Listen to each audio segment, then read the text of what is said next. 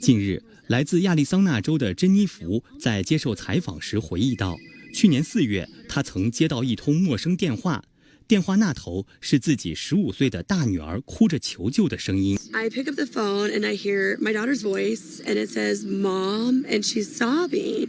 And I was like, "What happened?" And she's like, "Mom, I messed up," and she's sobbing and crying. And then I hear a man's voice say, "Put your head back, lie down." 电话中的男子告诉珍妮弗，他的女儿被绑架了。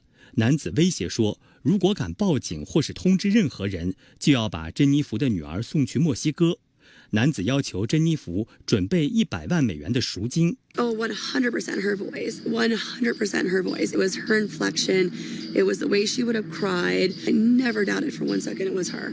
就在珍妮弗与男子交涉时，她身旁的朋友赶忙联系珍妮弗的丈夫。孩子爸爸让女儿与珍妮弗取得了联系，所幸女儿根本没有被绑架，很安全。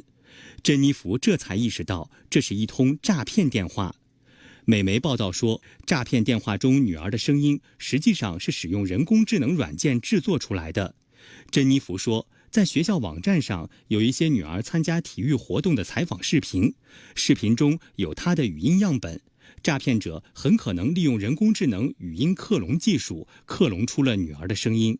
去年6月，珍妮弗还曾到美国国会作证。I will never be able to shake that voice and the desperate cries for help out of my mind. 专家表示，随着人工智能技术的进步，骗子越来越多地使用语音克隆技术克隆出社交媒体上个人的声音，给他们的家人或朋友打诈骗电话。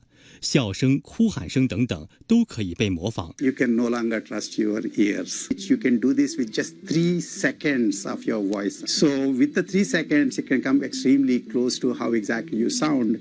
And you don't even need any special equipment. I chose a free program for a test, and I'm not actually talking. 人工智能技术以惊人的速度发展，美国关于人工智能治理的政策和立法却相对迟缓。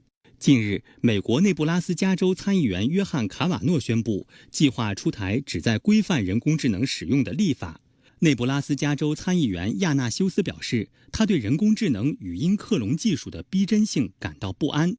另一位州参议员博·巴拉德表示，如果人工智能技术被滥用，它可能演变成现存最有害的技术之一。I know I'm not the first story, and I know I'm not going to be the last unless we take action.